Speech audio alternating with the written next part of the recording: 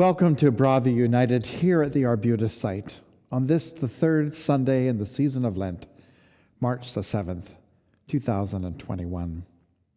We begin by acknowledging that we're on the lands of the Coast Salish people, particularly the Lekwungen, and we give thanks for their stewardship of this land on which we work, worship, and play. May our acknowledgement of the land be but a stepping stone in our work toward reconciliation.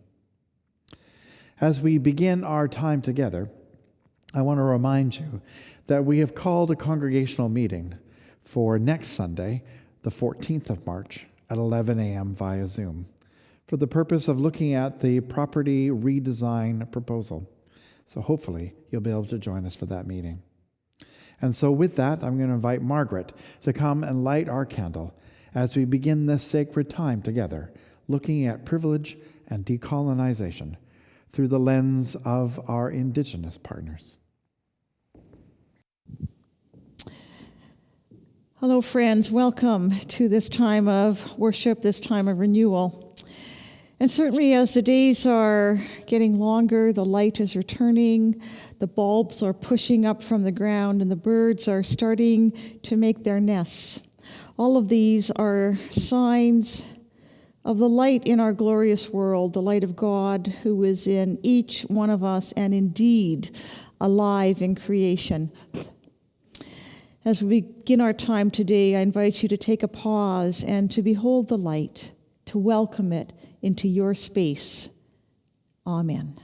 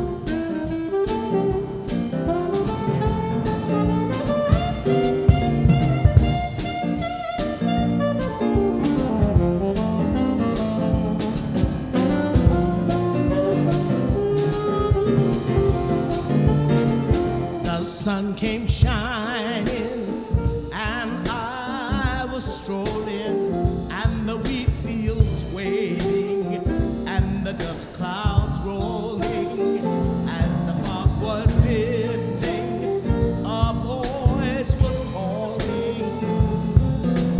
This land was shared with you and me. This land's not your land. This land's not my land. From Buena Vista to Vancouver Island, from the Arctic Circle to the Great Lake yonder, this land was shared with you and me. This land was shared with you and me. This land was shared with you and me.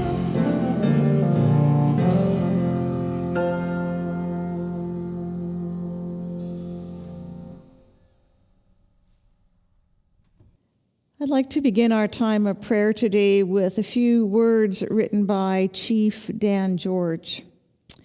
George belonged to the Tsleil-Waututh Nation of BC. He was an acclaimed actor, poet, speaker, and champion and advocate for First Nations. My heart soars. The beauty of the trees, the softness of the air, the fragrance of the grass speaks to me. The summit of the mountain, the thunder of the sky, the rhythm of the sea speaks to me. The faintness of the stars, the freshness of the morning, the dewdrop on the flower speaks to me. The strength of fire, the taste of salmon, the trail of the sun, and the life that never goes away, they speak to me, and my heart soars.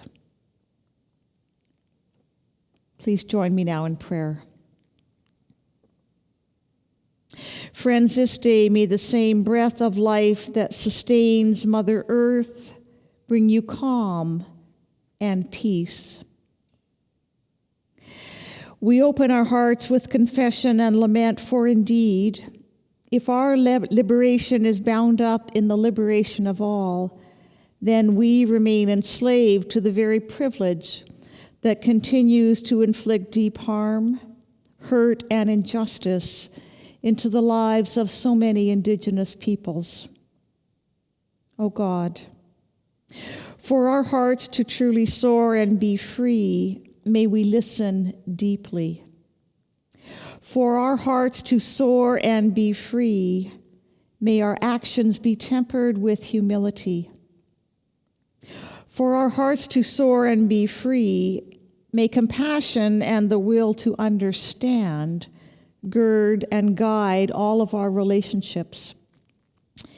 And for our hearts to soar and be free, may we never tire of seeking justice for all. Creator, lover, mover, and shaker, to live in this world oftentimes requires much from us. Many of us are feeling as if we have lost our rudder. The normal routines which used to guide our days have been replaced with waiting, with wondering, with anxiety, and with worry. And so as we open our hearts this day, may love rush in and soothe all of our jagged edges. And so, friends, I invite you now to contemplate and name all the places within you and this world that are jagged, that are torn, and in need of God's deep healing.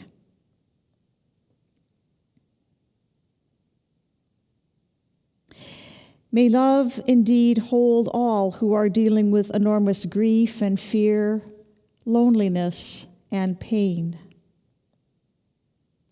May love guide us to the place of patience and fortitude as we continue to support Dr. Bonnie Henry Adrian Dix, and the thousands of frontline and essential workers who have carried the burden and the responsibility of this pandemic for over a year now. May love continue to be poured out into all the cracks and crevices of your world, God. To any who are struggling and caught in the cycle of addiction, to those who are seeking a fresh new beginning, to those who are navigating health issues due to disease or treatment or aging or any number of challenging circumstances. Friends, as you open your hearts this day, know that God receives your prayers of gratitude and concern.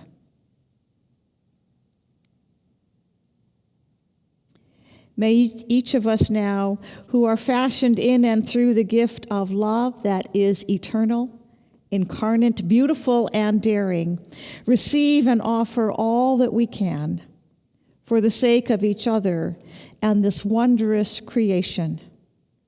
May your heart soar this day. Amen and amen.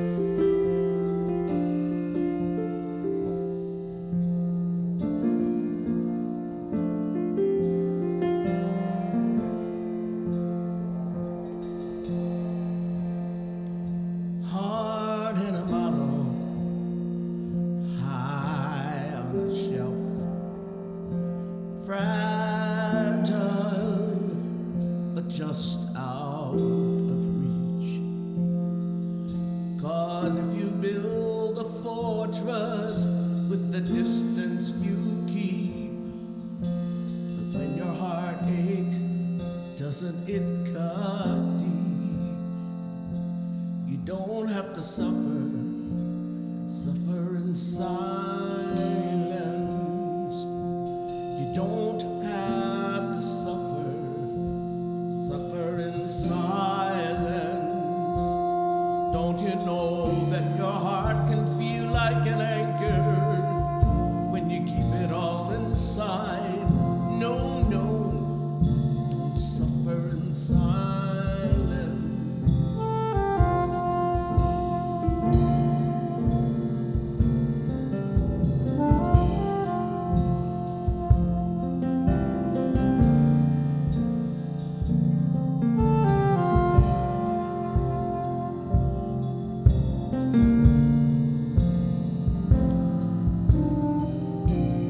Within sadness and hurting inside, feeling afraid to impose. So if you're an island, but you don't have to be, 'cause if you're inclined, you can talk to me. You don't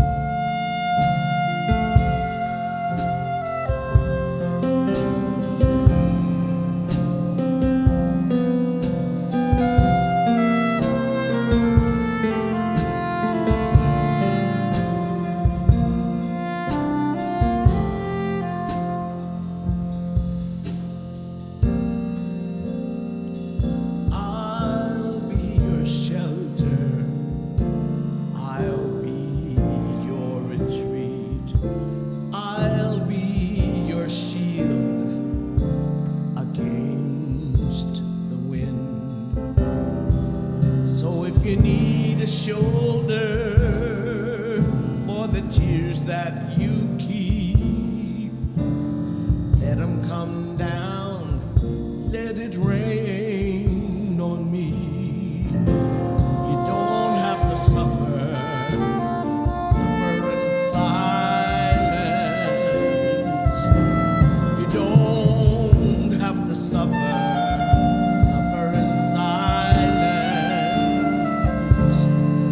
Oh, when I hear you calling like a voice above the storm, no, don't suffer in silence. You don't have to suffer in silence. You don't have to suffer in silence. Your heart can feel like an anchor if you keep it all inside. No, don't suffer in silence. You should never suffer in silence. Oh, no.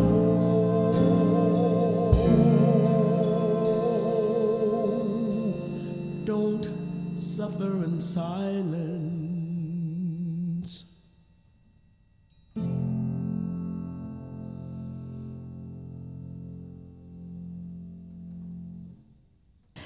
For this morning's scripture, we return to Psalm 137, a lament of the Israelites in exile. By the rivers of Babylon we sat down. There we wept when we remembered Zion. On the willows nearby we hung up our harps. Those who captured us told us to sing. They told us to entertain them. Sing us a song about Zion. How can we sing a song to the Lord in a foreign land? May I never be able to play the harp again if I forget you, Jerusalem. May I never be able to sing again if I do not remember you, if I do not think of you as my greatest joy. Remember, Lord, what the Edomites did the day Jerusalem was captured. Remember how they kept saying, "Tear it down to the ground. Babylon, you will be destroyed." May we find meaning as we contemplate this scripture. Amen. And so, on the heels of the song by Susan Oglukark and our scripture reading from the psalm this day, we prepare ourselves as we continue our series of looking through the lens of another around the issues of privilege and decolonization. And this week we welcome Leslie Mcgarry. Leslie works as a bridge builder and an educator around Indigenous peoples, their history, and their perspectives, with settler folks like me and many of you. I've been blessed to interface with Leslie a number of times over the years, and this week's interview continued that gracious way that Leslie has been present to us. And so let us open our hearts and our minds to Leslie's perspective this day. Well, welcome, Leslie. I'm so glad that you are able to join us today for our Lenten period of time. And I guess I'm going to begin by asking you to introduce yourself so folks kind of know a little bit about you. Okay. Hupdela Kesla, Nugwa Leslie, Gayuklen Lag Akis, Kokwakwak, Kwagil. Dela Kesla means welcome. Nugwa means my name is Leslie. Gayuklen Lag means I am from, and Akis is the name of the village I come from the northeastern part of Vancouver Island. So I am from the Kokwakwak territory, from the Kwagil First Nation, and that makes me a visitor to these lands. We're on the traditional lands of the Lekwungen-speaking peoples that we know of today as the Esquimalt and Sanghees. And I'm very grateful to be able to work, live, raise my family within their community. And it has always been my experience that they have been very gracious hosts. So I like to thank them whenever I can. I come from a internationally renowned family. My great grandmother was Mary Ebbets Hunt, and you will see several of her pieces on display in the Royal BC Museum. My great grandfather was George Hunt, and he worked with the anthropologist Franz Boas and the photographer Edward Curtis to record some of the cultural practices and history of the people from my territory. My great-grandfather's, my paternal great-grandfather's house is on the 3rd floor in the museum. It's a replica of his house, and we have a nickname for that house because it's not built to scale, and we call it Gyuksibidu, which means little big house. Okay. The one out in Thunderbird Park with the big face on the front is my maternal great-grandfather's house. That's Chief Mungo Martin's house. And it's the first place where a legal potlatch took place in 1953. So it's a very special place to our people up island there. My grandmother was a docent with the Royal BC Museum for many years and translated a lot of the different documents and things and recordings. My grandfather, Chief Henry Hunt, was master carver at the museum for 20 years. And then when he retired, my uncle Richard Hunt took over and began his career in the carving studio in Thunderbird Park. My uncle Richard Hunt is a member of the Order of British Columbia and the Order of Canada. He has his work is all around the world in private collections and museums and all kinds of different places. My mother is an artist in her own right. She does beautiful button blankets, which are a part of our regalia that was introduced after contact, and were the desired robes to wear during cultural gatherings. And she has some hanging in museums, some that have been presented to dignitaries, and some that are in private collections as well. And she's a very unassuming, very humble lady, my mother. So yeah, so then it became my turn. And I worked with the Victoria Native Friendship Centre for 26 years as their cultural liaison. So being a bridge between First Nations people and the general community has been a role I've been in actually since I was a child. When I was a child, my first show and tell was, "This is a beaver mask," or "This is a raven rattle." And cool. So, yeah, I began my career very young, and I've always been very proud of my heritage and the people that believed that bringing understanding was the way to establish good working relationships and communication. So it just happens to be my turn.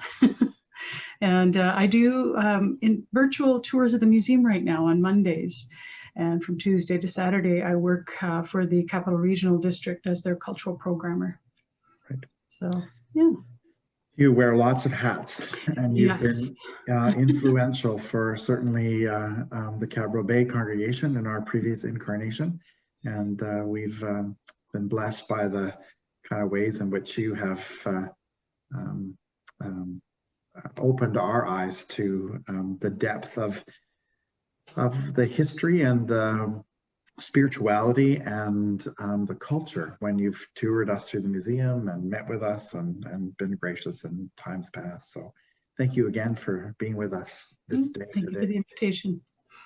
So we're talking through the season of Lent about privilege and decolonizing. And as part of the calls of the report on reconciliation, churches were asked to kind of look at what our role had been and the ways in which we'd contributed to the cultural genocide. And as we came together in this new congregation, one of the pillars of our way working forward was to really take those calls to the church seriously about reconciliation. And so we're working on that on a number of fronts, but one of those fronts is to begin to kind of examine that language and what all that means. And part of how we do that is by beginning to see through the eyes of another for whom the experience of being the object of someone else's privilege and how that affects one. And so I guess my first question is more about your own personal experiences of the privilege often that folks who are now living on this land as visitors, Mm-hmm. and of the colonistic attitudes and the ways that those have impacted you over the years, and maybe a couple of examples or stories. Mm-hmm. I took a couple of notes myself about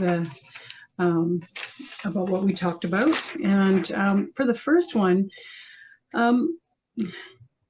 as in my career with the Victoria Native Friendship Centre, I was often asked after following a presentation if I would sit on a advisory council or board of directors for one organization for another. And initially, I thought, well, this is a good way to put a good foot forward. But being on several of those councils, it was a very short period of time before I realized that my position there was only there to put a tick in the social responsibility box. It was very much a token position, because when I gave recommendations and suggestions about how to move forward with an initiative, I got a lot of nods, and that's great. And then they moved right away to the next item on the agenda. Oddly enough, after the presentation, I had a couple of people come up and say, that was great. Thank you so much for sharing that. But they didn't have the courage to share it in front of their colleagues. They were afraid of jeopardizing their position on the council, or didn't want to be perceived as, siding one way or the other. And so it was always after the fact. And it wasn't long before I stepped away and realizing this was not going to be a good fit, because there was one person up against, say, 11 other individuals trying to make a difference and trying to put the best foot forward. Sounds exhausting. Yeah, it is. It can be very exhausting. And I was also asked to participate in a group where you're supposed to put, there's an issue on the floor and you put suggestions together. And quite often my suggestions appeared to be too simple. They weren't complex enough to impress, or dynamic enough to impress. And it's like, well, I think sometimes my experience has been that people who have, and I always say this in a joking way, those who have the appropriate alphagetties after their names, always choose to do things the hardest way, because that's what they are institutionally trained to do. And yet sometimes it's just a simple adjustment on the way people are thinking, or a simple adjustment on the way to move forward, that can make a world of difference. Mm-hmm. But because there isn't all kinds of backing towards it, it's not taken as something that's substantial or workable or anything like that. If it's not really complicated, then it's not worth considering. And almost in a sense, what I'm hearing there is that it's again the settler kind of understanding of what authority is, Mm-hmm. by degrees and letters, rather than what experience and heritage and those kind of things. So that's another kind of form of privilege that Mm-hmm. gets kind of placed in there in that process. I've also done, when I've done presentations, I work with the Royal Roads University. I do a couple of programs there for the university, and I've worked with Pacific Rim College and Pearson College. And one of the exercises I start off with is having people introduce themselves. So we might be seated in a circle, or I had the privilege of doing this in my great-grandfather's house one time. So everybody was sitting in the house, and I said, okay, I'd like you to introduce yourselves to the group. 80% of the class introduced themselves according to their profession. Mm. Then I said, okay, now what I want you to do is turn to the person on your left and turn to the person on your right, and introduce yourself using a personal connection. I am a grandmother, or I'm waiting for my husband. We're going on a big trip together, or share something personal. And so they did that, and I said, what you do for a living is not who you are. It's just what you do. So what you'll find when you introduce yourself more on a one-on-one basis, you often identify common ground. I'm also expecting my first grandchild, and you make a connection, which then opens the door to building a relationship. And I think that's really important. Mm-hmm. In some instances, when I was working for somewhere, there's a face for how you are at work, and there's a face for how you are at home. And my approach to that has always been, I believe there's a medical term for that. this is who you get. This is everything right here. I'm not pretending to be this, or I'm not pretending to be that. And so it's just a very different way of approaching group dynamics or presenting. And that's been my approach, is to always be sincere. So an integrated self, as opposed to that competition about who has the most status. Yes, exactly. Yeah.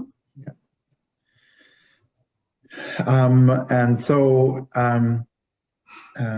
as you've had these kind of various experiences as you've moved along and attempted to try to help folks doing bridge building to see the world through those lenses, what are some other things that you think are important for a settler or white folks to know about your experience of being Indigenous? Well, I'm very profoundly proud of who I am and who I come from and where I come from. And it's those folks who shaped me to who I am today. And it wasn't because they took me aside and made me the person. It was just a general understanding amongst us that we needed to always be putting our best foot forward.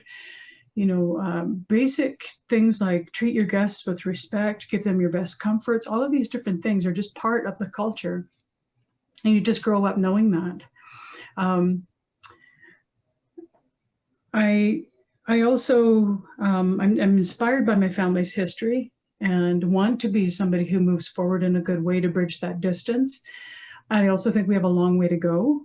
I don't know that reconciliation will happen in my lifetime, especially since 7 generations of children went through the residential school system, and we have survivors of residential school. So this is a generational thing that is still having a huge impact on how we move forward in a good way. So, but there are lots more people out there that have the same sort of push forward that I do, that want to bridge the distance, that want to take judgment out of the picture entirely and just put their best foot forward and have people naturally want to know more. I have seen presentations before with different First Nations people who have not resolved their own issues with residential school or contact colonization. And the way they present is very confrontational. And it's like this finger pointing, finger wagging blame into their audience.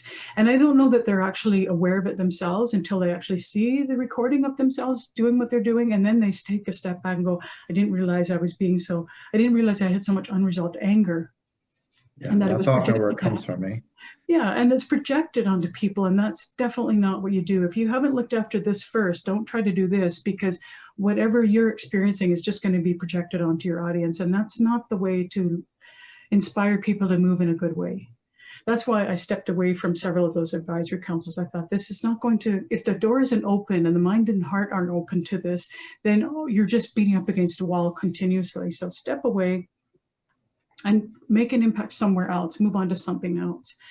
And that's what I chose to do under those circumstances. But being a bridge is not easy.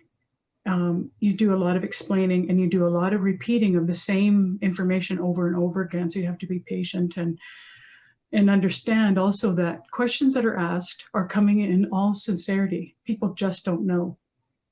People from my generation were taught that they were Haida people and Eskimos, and no other First Nations people existed. They were either one or the other. Or that all First Nations people live in teepees, they all ride horses, they all, you know, this stereotypical thing I often came up against. So breaking down those stereotypes takes a lot of effort and time. So, but my grandmother always was a very, very patient person. And I learned from her how to just take a deep breath and move on, and also be aware of self-care. I find that when my shoulders start to come up, I need to be walking in a forest. I need to be next to moving water like a stream or the tide coming in or the waves. And I find that it brings calmness. So knowing that when things get too fragmented. You need to look after yourself. So yeah, those are important pieces. in being that bridge, because you got your foot planted in two places. One, which is your culture and your people and your history that nurtures you, and the other in a place that has been a source of pain and a source of victimizing. So, one has to care for themselves in the midst of that. Well, when I was a child, I was mentioning earlier that I did a show and tell in my class, and when I was in grade 4, I brought my grandfather's beaver mask for show and tell, and I explained this is a beaver, and and the teacher said, "No, Leslie, that's a bear." And I said, "Nope, it's a beaver."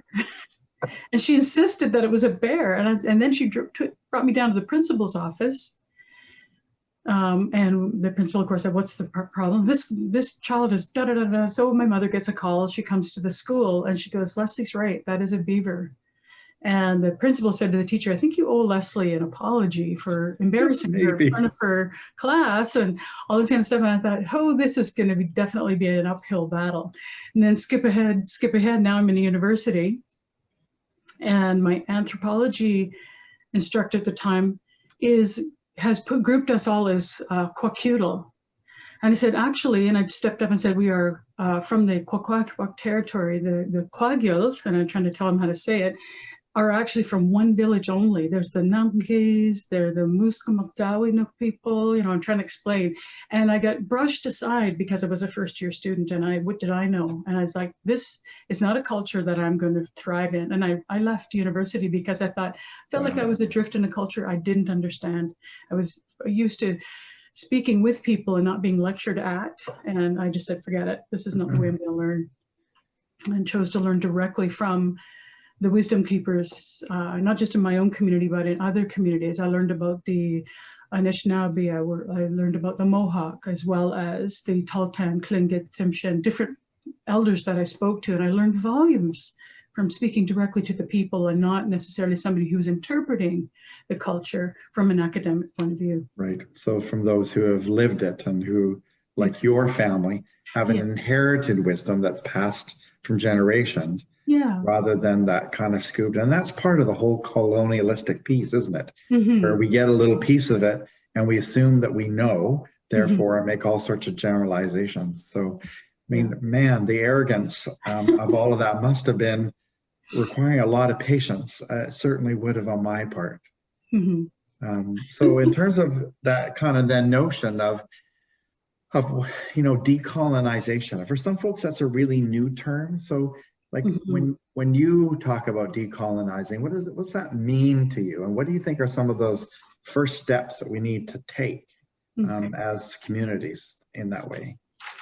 Well, I've got a definition here of the word decolonization. And this is sort of the dictionary encyclopedia description: the act or process of a state withdrawing from a former colony, leaving it independent. And I guess for me, the first steps towards decolonization are begin to learn from First Nations people and not about First Nations people. We have such a full gambit of different things that people could learn, life lessons about the environment, about the interconnectedness that we have. All of those different things are very valuable, especially in this time of global warming and climate change. There's so much that people can learn from First Nations people just around those ideas. But leaving behind preconceived ideas and judgment of Indigenous people and begin with a clean slate. Be open with, and being open isn't just about sitting in a room and listening to somebody talk to you. It's about listening with this and with this. Your heart. Together. Yeah, listen with your heart and be really open to different ideas. And there's going to be snippets of things that you connect with and things that you struggle with connecting to. Our sense of spirituality might be completely different. And that's okay. The beauty of the country we live in is it's big enough for everybody to have their own form of spirituality. That's part of the beauty of the divine is the diversity. Yeah. I mean, sameness is boring. Diversity is exciting and wonderful. Yeah. If the creator or God had wanted us to be all the same, he would have made us ants, and he didn't. It's very unique in our own way. Yeah. So learning from First Nations people, I think, is very important, but I also think it's important to be aware of the 8 top differences between Indigenous perspective and the general worldviews. And I have those listed here, if I may. I'd like Yes, to please. point them out. Yeah.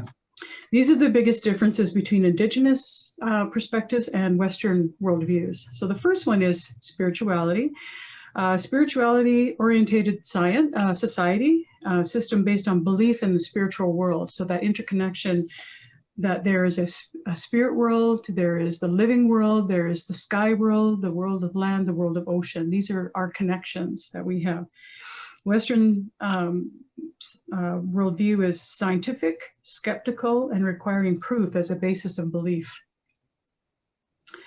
The indigenous point here, there can be many truths. Truths are dependent upon individual. So what I share is going to be maybe very different from somebody who shares from an Eastern culture, and that's fine.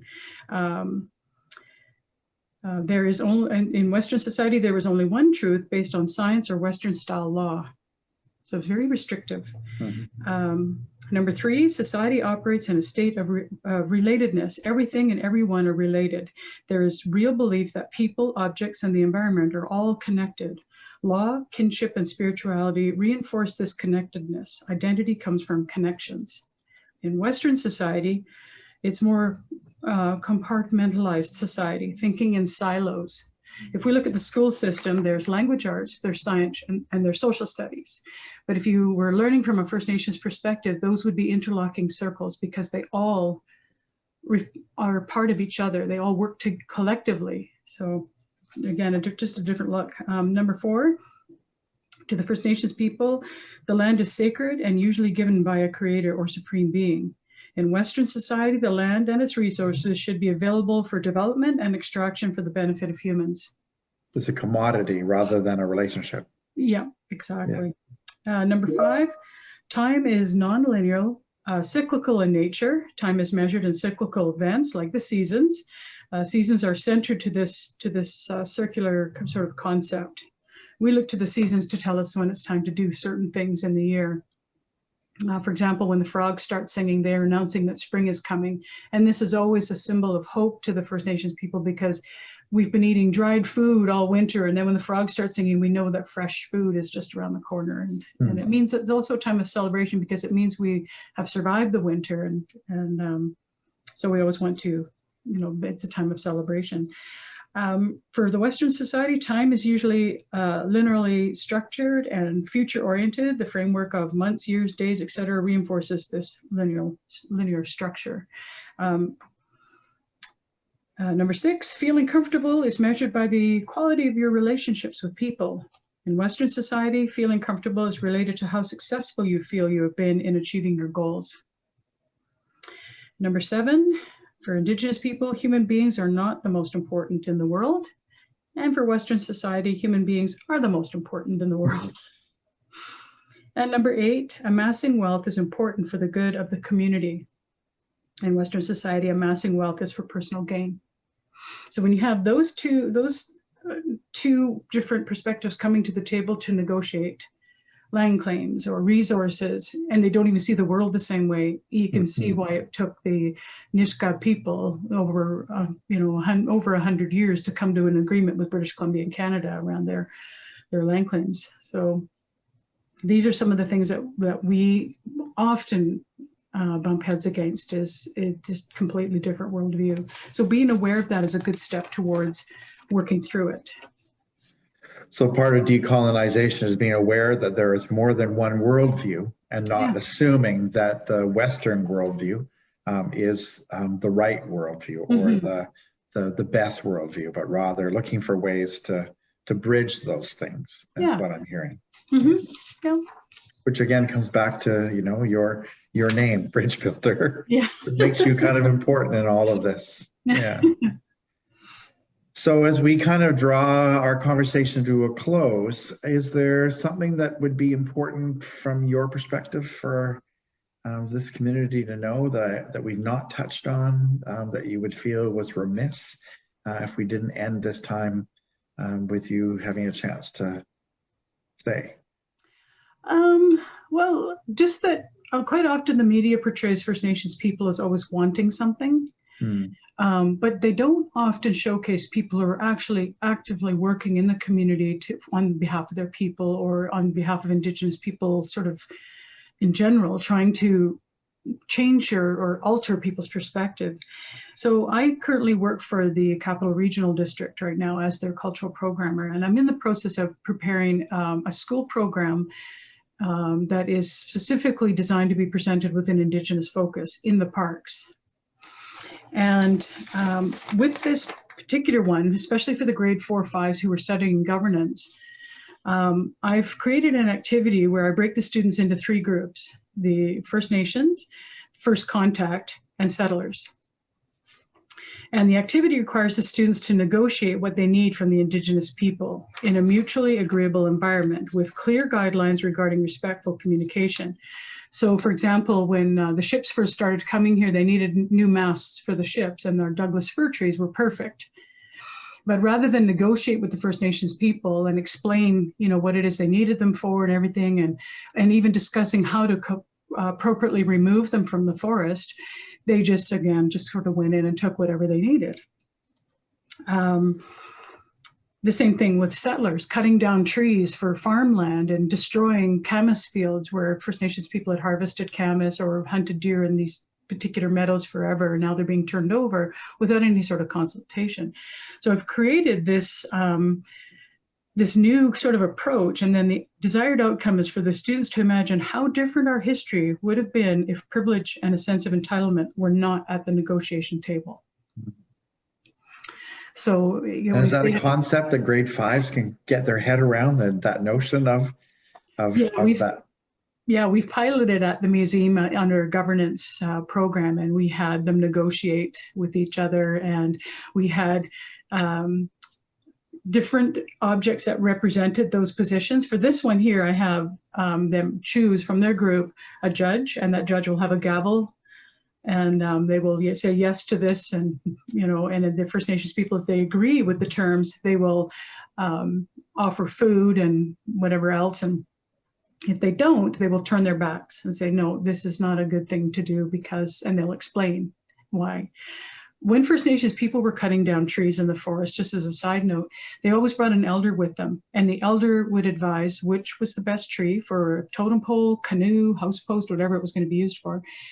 And they would show where they needed to do a controlled burn in the side of the tree to ensure that when the tree fell, it fell in a good way that was going to have as little impact on surrounding trees and plants as possible. So with this whole thought process, there was also a prayer offered to the tree to thank it for giving up its life to feed and support, or for this particular purpose, for a canoe or a totem pole.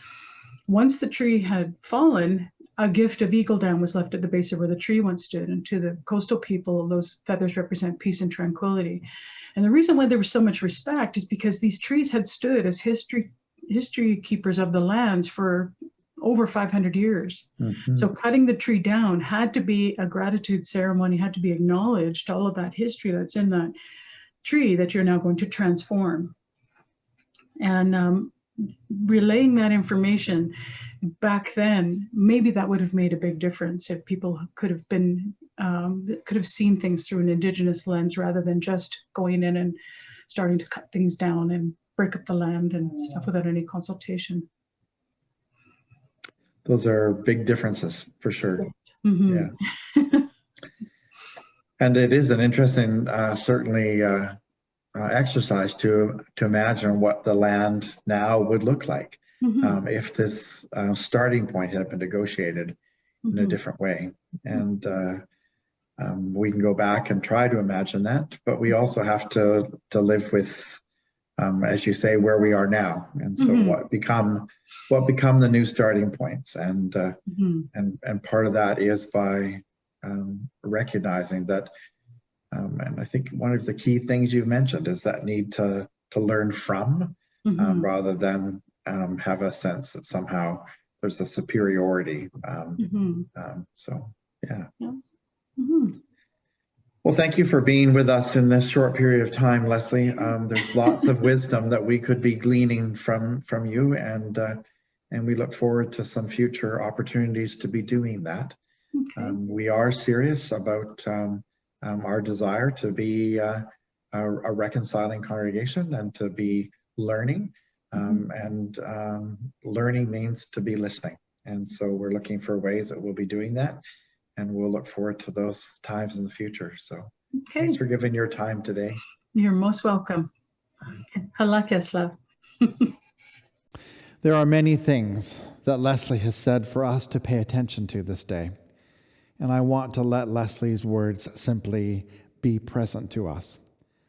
One of the things that stood out for me in Leslie's words was the need for us as settlers to listen to and learn from our Indigenous brothers and sisters. Her words are powerful. Her story is a witness to the arrogance that comes when settler folks presume to know more than those who have lived here for centuries longer is striking. Hearing that there are different worldviews as a part of the diversity of God's creation should come as a welcome opportunity for each of us. The psalm that Margaret read for us today has a similar context to what many of our Indigenous brothers and sisters feel about how their culture has been seen and consumed. The Israelites in this psalm are expressing their hurt at having their cultural and religious songs and rituals treated as entertainment by their captors, the Babylonians.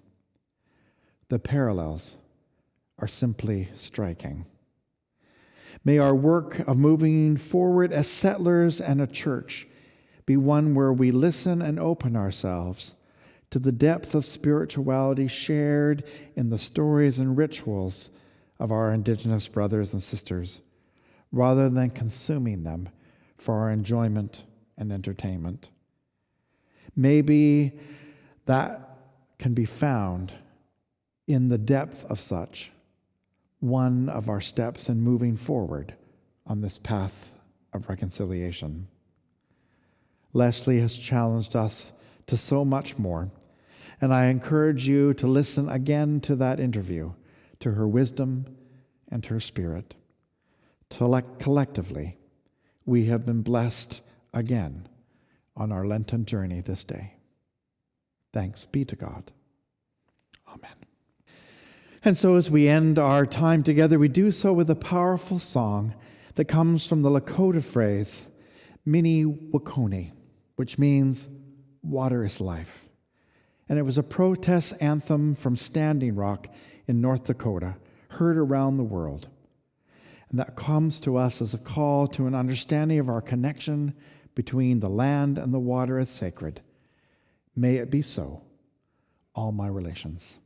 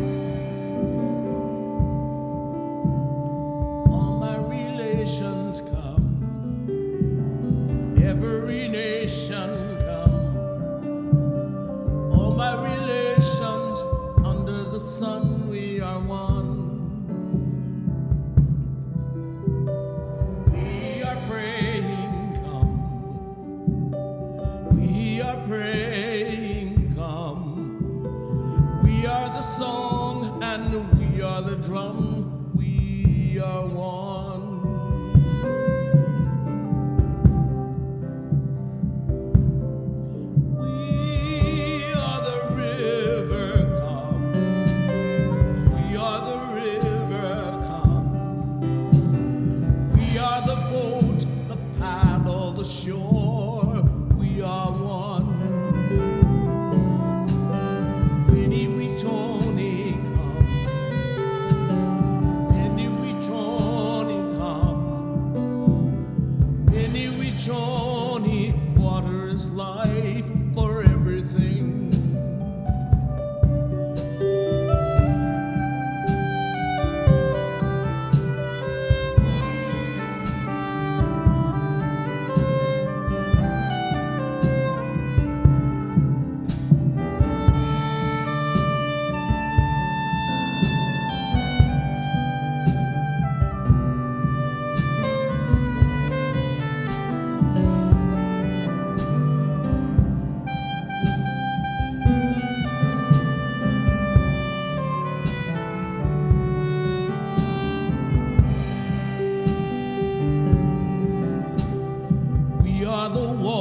waters sing.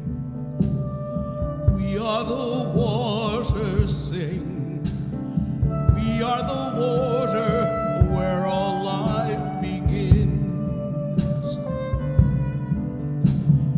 We are the ancient ones.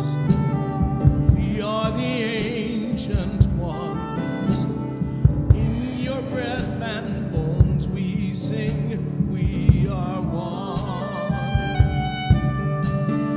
We are the meadows come. We are the meadows come. We are the lark that sings, the new day has begun. We are the new day, run, run, run. We are the new day, run, run, run. We are the old and we are the young, we are one. We are the earth and sky. We are the thunder cry. We are the fire. We are the light in your eyes. We are standing strong, like a rock, like a stone. On the sacred ground we belong. We are one. Many Wichoni sing. Many Wichoni sing. Many Wichoni, water is life for everything.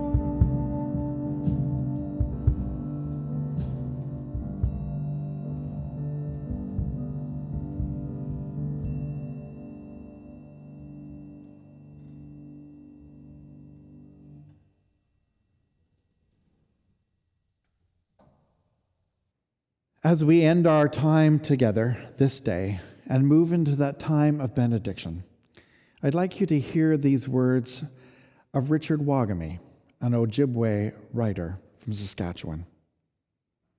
And he writes, "All my relations, it means everything.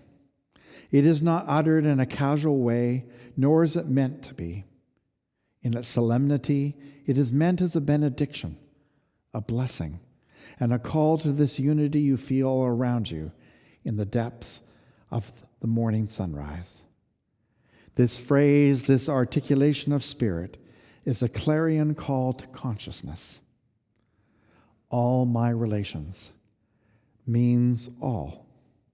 And when a speaker makes this statement, it's meant as a recognition of the principles of harmony, unity, and equality. It is a way of saying that you recognize your place in the universe and that you recognize the place of others and of other things in the realm of the real and the living. In that, it is a powerful evocation of truth. And so you come to realize, too, that if we all glean the power of this one short statement, we could change the world. We could evoke brotherhood and sisterhood. We could remind ourselves and each other that we need each other, that there is no single life that is not important to the whole, or a single thing that is not worth protecting and honoring. May it be so. All my relations.